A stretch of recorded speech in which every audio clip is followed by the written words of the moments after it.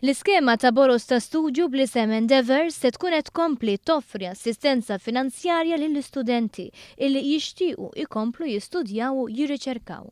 Huma 150 l-istudenti li se jibbenefikaw minn 1.6 miljun euro.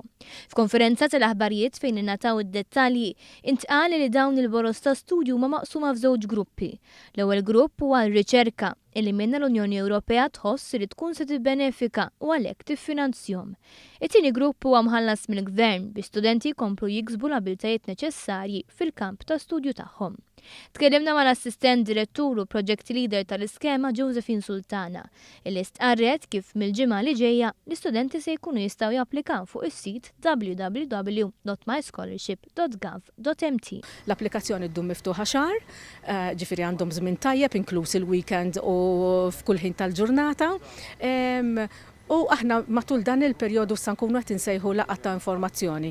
Wieħed minnhom se jkun fit-3 ta' Mejju hawnhekk fil-kampus tal-Università in-naħa ta' Gateway u ieħor fl-10 ta' Mejju li jkun f'post ċentrali għall pubbliku ġenerali. Il-Ministru tal-Edukazzjoni Evris Bartolo saħaq kif din tkompli tkabbar l-ispettru tal-edukazzjoni lill-istudenti Maltin jirċievu e kif dan il-Gvern qed jinvesti fl-iżvilupp tal-kompetenzi u l-erf tal-istudenti Maltin.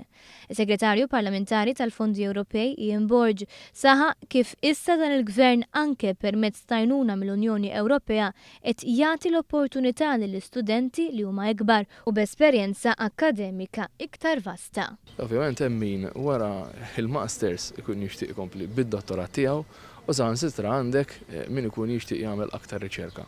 U propju dik l-għajnuna qed tingħataw ukoll dawk ir-riċerkaturi li jridu jkomplu jispeċjalizzaw u jagħmlu unur mhux biss lilhom infushom imma anke lill pajjiżna.